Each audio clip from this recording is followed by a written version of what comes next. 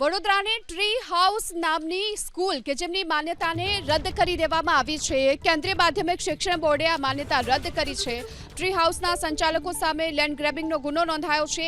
13 સંચાલકોએ મંજૂરી વગર શાળા વેચતા બોર્ડે કાર્યવાહી કરી છે. માન્યતા રદ થતાની સાથે 1500થી પણ વધુ વિદ્યાર્થીઓનું ભાવિ જોખમમાં મુકાયું છે.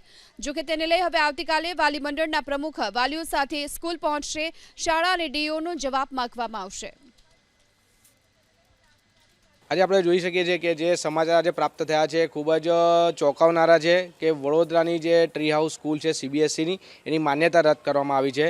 વાલી મંડળના પ્રમુખ તરીકે ખૂબ જ દુઃખ થઈ રહ્યું છે આ બાબતે કે જે વાલીઓએ વિશ્વાસ રાખીને ટ્રી હાઉસમાં જે બાળકોને આજે ભણાવ્યા પહેલા ધોરણથી ત્યાં એડમિશન કરાવ્યું, આજે એ બાળકોને હવે આગળનું ભવિષ્ય શું એમનું, એટલે આની રજૂઆત કરવા માટે કાલે સ્કૂલ પર અમે જવાના છે અને પ્રિન્સિપલને એમની સાથે જવાબ માંગીશું અને સાથે સાથે જિલ્લા શિક્ષણ અધિકારીને પણ મળીશું કે આગળ તમારી શું રણનીતિ છે કે બાળકોને હવે તમે કેવી રીતના એડમિશન આપશો. કારણ કે જે બીજા સ્કૂલોમાં તમે એડમિશન માટે જશો આટલી મોટી સંખ્યામાં બાળકોને લઈને જવા આવે, એમની સ્કૂલમાં ઓલરેડી પહેલાં બાળકો એમની સંખ્યા પણ હશે, તો જિલ્લા શિક્ષણ અધિકારી આનામાં આગળનો શું સ્ટેપ લઈ રહ્યા છે, કેવી રીતના આ લોકોનું એડમિશન કરશે જેનાથી બાળકોને કે વાલીઓને કોઈ જાતની હેરાનગતિ ના થાય એ બાબતે કાલે અમે રજૂઆત કરવા માટે અને એમને મળવા માટે જવાના છે.